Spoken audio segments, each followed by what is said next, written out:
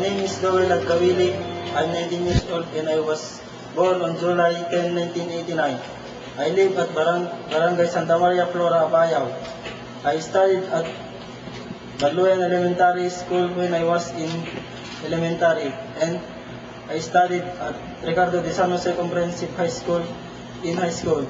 At present, I am studying at Northwestern University and taking up marine engineering. And I'm proud to say that I am one of the members of SHASI, Confederation of Ilocano Association Incorporation, known as Samahang Ilocano.